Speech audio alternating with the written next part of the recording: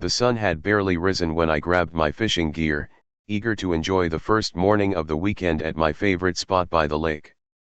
The water shimmered softly in the early light, birds called overhead, and everything seemed perfect until I got close enough to notice something was very, very wrong.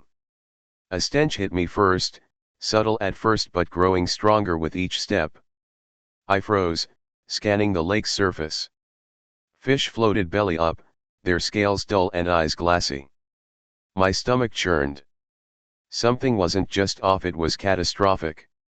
Then I saw it, a small plastic jug near the shoreline, its label long gone, the liquid inside unmistakably chemical.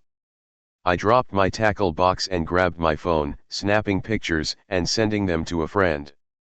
I could hardly breathe. What the hell happened here? I muttered to myself. That's when I noticed movement on the far side of the lake. HOA Karen.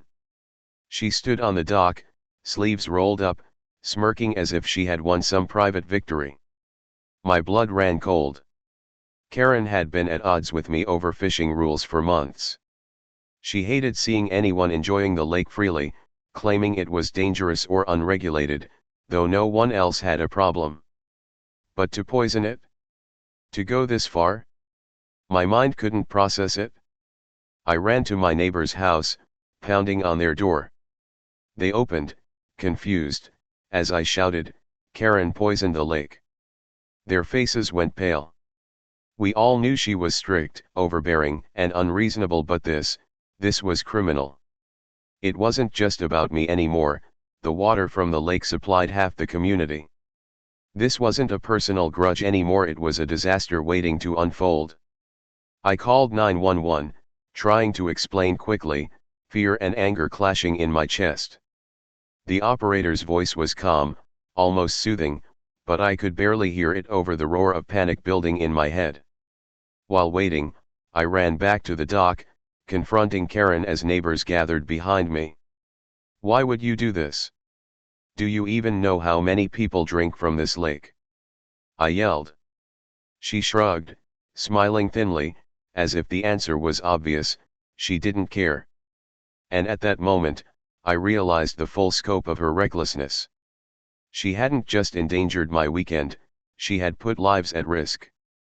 Families, children, elderly neighbors, all depending on this water, now contaminated because of one woman's obsession with control. By mid-morning, panic had begun spreading through the community like wildfire. Phones buzzed incessantly as neighbors discovered the water was undrinkable. Children's lunches were ruined, pets were sickened, and everyone was frantically calling the authorities. I watched from the edge of the lake, my hands trembling as I realized Karen's selfish vendetta had escalated into a full-blown public crisis. The local fire department and environmental control team arrived first.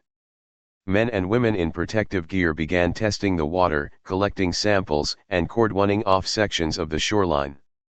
Their serious expressions confirmed what I had feared: this was not a minor spill.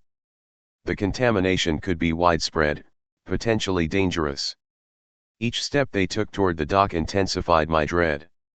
Meanwhile, Karen stood nearby, arms crossed, her expression alternating between smug satisfaction and feigned innocence.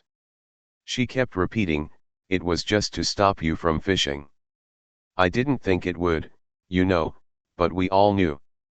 No one could accidentally poison an entire lake. She had ignored months of warnings, complaints, and reasoned conversations. Her obsession with controlling the lake had become reckless, and now the entire community was paying the price. I decided to document everything. I filmed the dead fish, the polluted water, and Karen's dismissive attitude. This evidence might save the community from further harm and ensure she faced consequences. People from neighboring houses began arriving, some yelling at her, others pacing nervously. It was a mixture of fear, anger, and disbelief. Friends I had known for years were staring at the lake in silent horror. The water that had provided joy, relaxation, and sustenance was now a poisoned trap.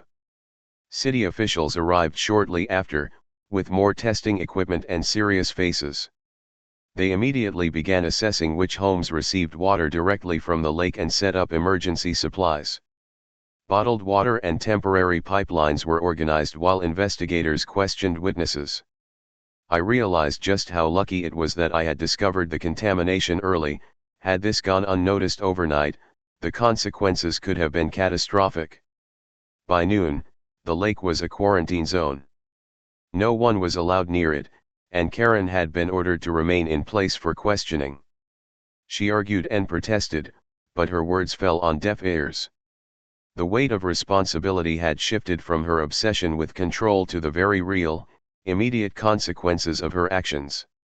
As I sat on the curb, exhausted and shaken, I realized this was no longer about personal grievances or neighborhood squabbles. Karen's actions had turned into a legal and environmental nightmare, one that would haunt the entire community and perhaps her for a very long time. The following day, the investigation intensified. Environmental specialists collected water samples from multiple points around the lake, analyzing chemical composition, contamination levels, and potential health risks. News crews began arriving, cameras capturing the chaos, while neighbors gave statements, visibly shaken. The entire community had been affected, and the scope of Karen's recklessness was becoming painfully clear. I sat with the local authorities, explaining exactly what I had seen. She brought a jug of chemicals to the dock, I insisted, replaying the footage I had taken on my phone. Officials nodded, taking detailed notes. Karen tried to interrupt, claiming it was an accident, but everyone present could see her lies unraveling. The evidence was overwhelming, her intent was malicious, and she had endangered countless lives. Meanwhile, social media erupted. Local community groups exploded with posts, videos, and warnings. People shared images of dead fish, contaminated water, and Karen's smug expressions. The story went viral within hours. Calls to the HOA office skyrocketed, emails flooded inboxes, and her reputation once built on authority and intimidation crashed spectacularly. I visited affected neighbors, witnessing firsthand the damage. One elderly couple's water pump was ruined, they had no access to clean water for drinking or cooking. A young family worried about their children's health, while pets had fallen ill after drinking the lake water. Karen had not only disrupted recreation but imperiled health, safety, and community trust. By late afternoon, city engineers had begun constructing temporary water lines, and bottled water distribution points were set up. Relief agencies assisted, but the damage had already left a mark. For every practical solution, there was a lingering anger.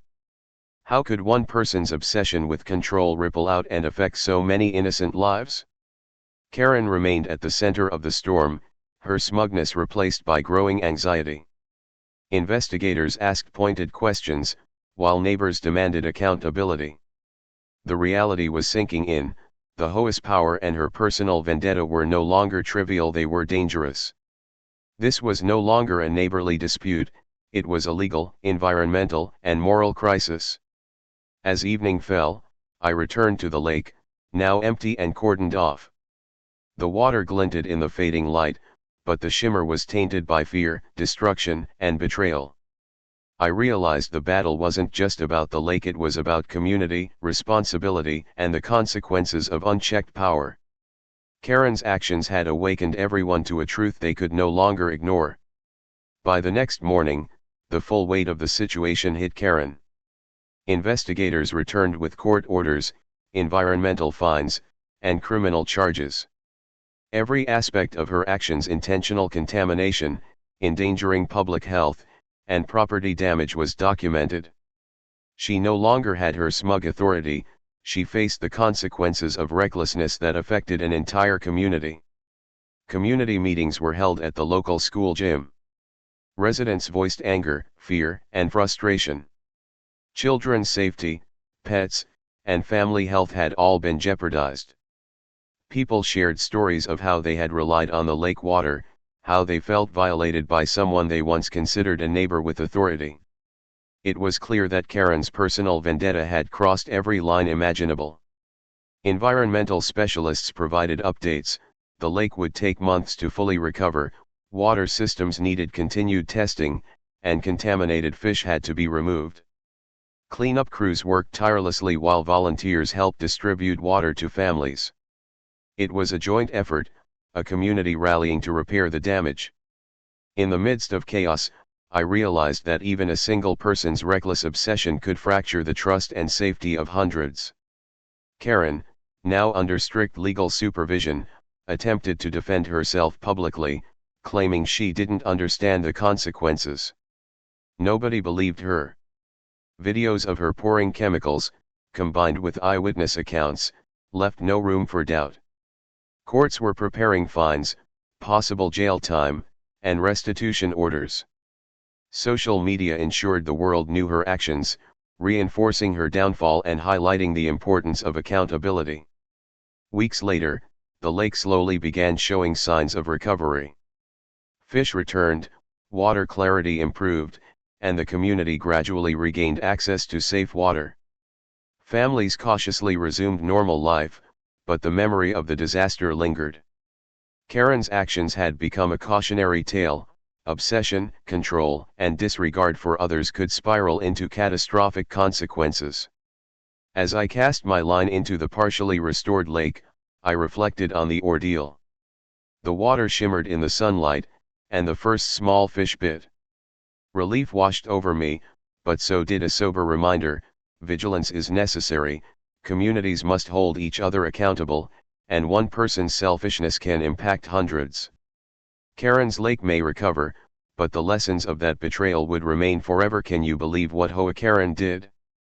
Face screaming in fear. Tell us what you would do in the comments below, and don't forget to like this video and subscribe so you don't miss more unbelievable stories like this.